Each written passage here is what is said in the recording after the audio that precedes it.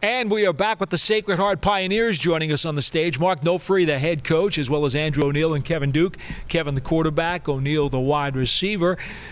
And Coach, I was looking at your roster, and you've lost some pretty big guys coming into this season. I know every college coach has to go through it, and you need guys like this to step up and kind of help you out. But to refresh your memory, some of these names, Merrill and Peters and Parlevis and Barry and Whitaker and Chavis.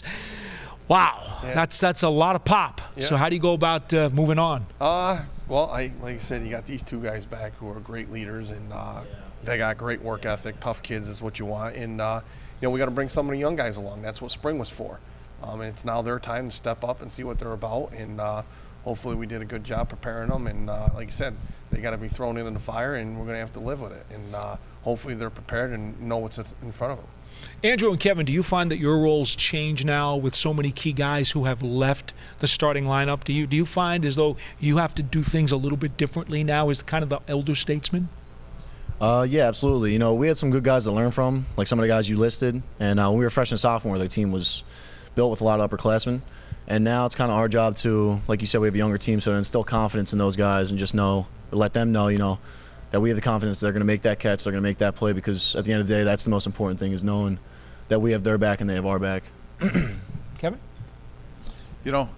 One of the guys that I've admired in the 3 years I've done your league is one of your predecessors at the receiver position, Tyler Doobie. And when I say this in the utmost compliment. You remind me of him in a lot of ways. Can you tell what you've learned from him and how you think your games either contrast or compare to his?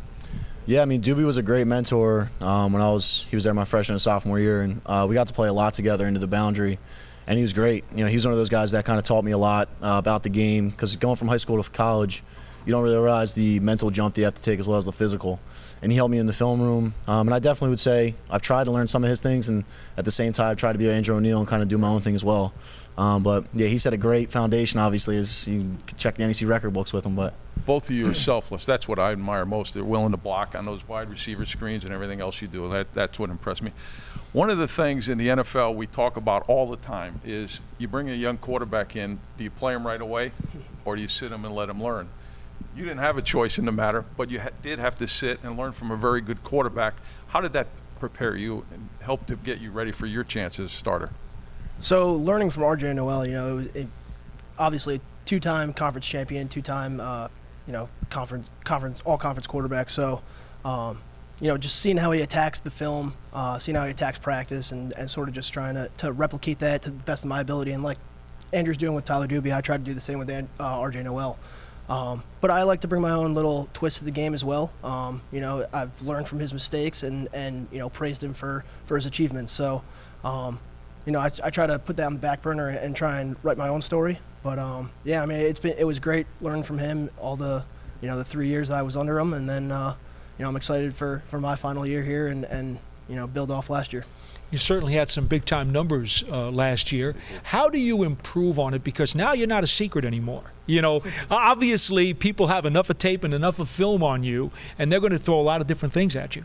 Right. Well, we're always preparing for anything, and watching a lot of the film from last year. You look at the good plays, you look at the bad plays, and you go back to the bad plays. What went wrong? Was it my eyes? Was it my feet? Was it the decision?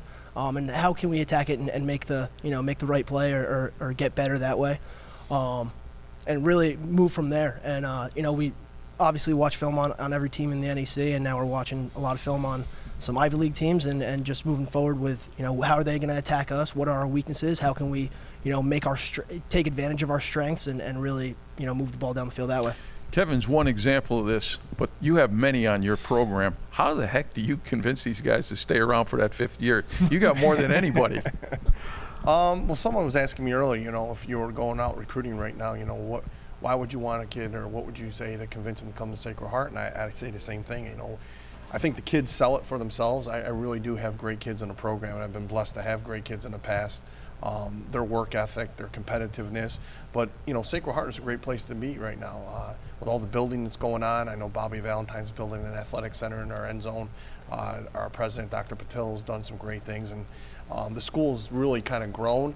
And I've been lucky to get good kids, and they want to stick around. And I like, we talk about all the time, do we save the kid or do we play him? If he gives you a chance to win as a freshman, obviously he's going to be on the field. But if you have that ability to save a kid to his 5th year, I think that's a huge difference. I think we had 13 last year, 5th-year kids, and I'm very fortunate that they stuck around and they end up getting their master's degree from Sacred Heart. But like I said, it's just great kids wanting to get that extra year of education. I got to ask one really important question. Forget about this football for a second. Tell me about the baseball and your sons. How they doing? They're good. They're good. They're doing well. Like I said, we've moved on from the Little League to the Legion program now, so they're doing well, and we're playing tonight, in fact. Rumor has it you're in the state playoffs. Yeah, tonight. We'll Good luck. see if we keep going. Thanks. And good luck this football season to the Sacred Heart Pioneers and head coach Mark Nofri and company.